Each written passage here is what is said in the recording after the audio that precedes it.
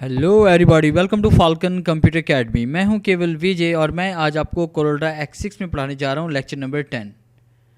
आज हम tool box की कमांड्स के बारे में बात करने जा रहे हैं और इन कमांड्स में हम पढ़ेंगे आज ड्रॉप शैडो के बारे में, इन्वेल्प टूल के बारे में और एक्सट्रूड टूल और ट्रांसपेरेंसी टूल के बारे में।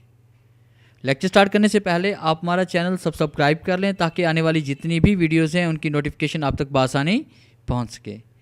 स्टार्ट करते हैं आज का लेक्चर। सबसे पहले हम बात करेंगे ड्रॉप शैडो के बारे में, जिसका नाम से ज़ाहिर है कि आप किसी भी शेप पे या किसी भी ऑब्जेक्ट पे आपको अपना शैडो अप्लाई करना चाहते हैं तो उसके लिए आपने ड्रॉप शैडो टूल का यूज़ करना है। सबसे पहले हम यहाँ पे कोई भी सर्कल या रेक्टेंगल क्रिएट करेंगे और उसके बाद इसमें कोई भी कलर फिल करें और उसको करीब लाने के लिए कीबोर्ड से F2 प्रेस करें और अपनी मर्जी से जूम यहाँ पर सेलेक्ट करें। अब इसके ऊपर अगर आप शैडो अप्लाई करना चाहते हैं तो आपने ड्रॉप शैडो की कमांड पे क्लिक करना है और यहाँ पे क्लिक करते हुए आपने शैडो ड्रॉप करना है। अब देखिए आपको यहाँ पे हल्का सा शैडो नज़र आ रहा है। अगर आप इसे मज़ीद डार्क करना चाहते हैं तो ऊपर आप प्रॉपर्टी बार में यहाँ पे क्लिक करेंगे, फेथरिंग डायरेक्शन पे और आउटसाइड पे क्लिक करेंगे। आप देखिए जैसे हम आउटसाइड पे क्लिक करते हैं तो आपका शैडो यहाँ पे थोड़ा सा बढ़ गया है। और उस पर अगर आप शैडो का साइज़ बढ़ाना चाहते हैं, ये देखिए फेथरिंग बढ़ाना चाहते हैं तो ये देखिए आप इसे बढ़ा भी सकते हैं। अगर आप इसे कम करना चाहते हैं तो यहाँ पे क्लिक करके आप इसे कम भी कर सकते हैं इस तरह से। और उस पर अगर आप शैडो का कलर चेंज करना चाहते हैं तो यहाँ पे क्लिक करके आप इसे कलर भी चेंज कर सकते हैं, जैसे हम रेड दे रहे हैं या ब्लू दे रहे हैं। और आपको पता है शैडो कलर हमेशा ब्लैक में ही होता है तो ब्लैक कलर यहाँ पर अप्लाई करते हैं। अगर आप शैडो थोड़ा सा एक साइड पर अप्लाई करना चाहते हैं तो आपने सबसे पहले F3 प्रेस करते हैं, यहाँ पर क्लिक करके थोड़ा सा एक साइड पर हम अप्लाई कर सकते हैं इस तरह से।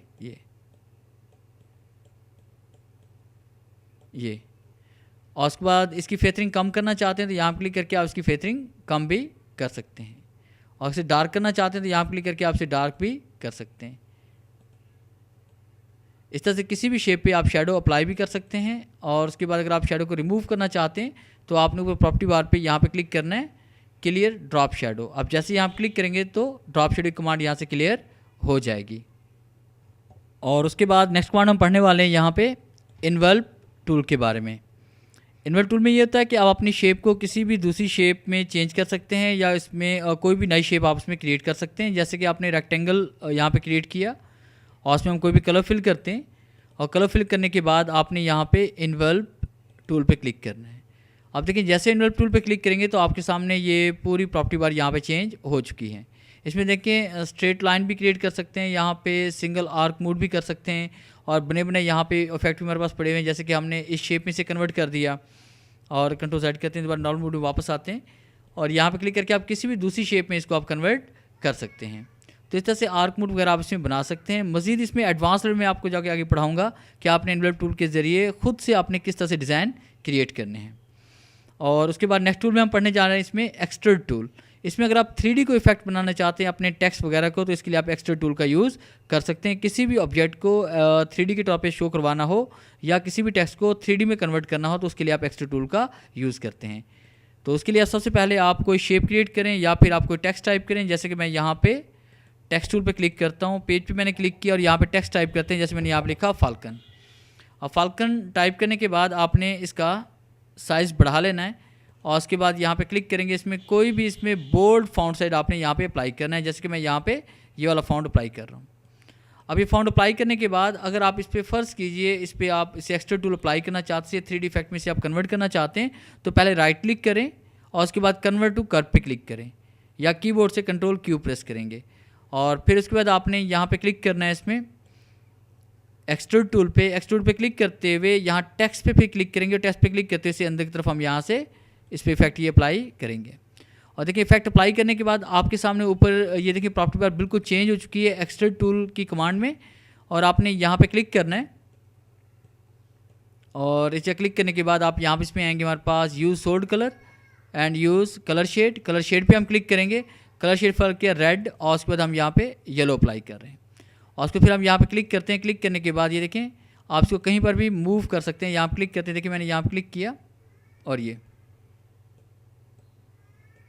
जिस तरह चाहे आप इसको इसे मूव कर सकते हैं।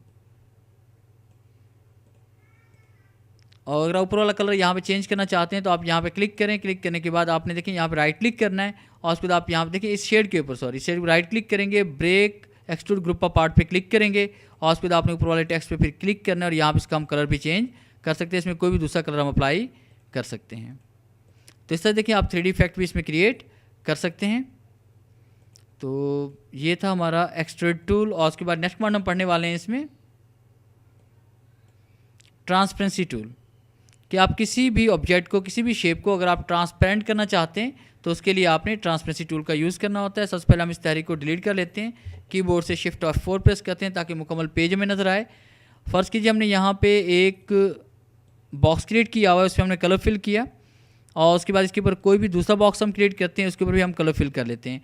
अब देखिए यहाँ पे हमें नीचे जो रेड वाला कलर है वो नज़र नहीं आ रहा, तो हम चाहते हैं इसको इतना ट्रांसपेरेंट कर दिए ब्लू कलर को कि नीचे वाला कलर भी नज़र आए हमें। तो आपने क्या करना है, यहाँ पे क्लिक करते हैं। क्लिक करने के बाद आपने ट्रांसपेरेंसी टूल पे क्लिक करना है और उसके बाद हम यहाँ पे देखिए ऊपर प्रॉपर्टी बार में नॉन की बजाय यहाँ पे यूनिफॉर्म पे क्लिक करेंगे। तो आप देखिए यूनिफॉर्म पे जैसे क्लिक किया तो नीचे वाला कलर भी हमें नज़र आ रहा है। इस तरह से आप ट्रांसपेरेंसी इफेक्ट अप्लाई कर सकते हैं टेक्स्ट पर भी और किसी ऑब्जेक्ट या शेप पर भी।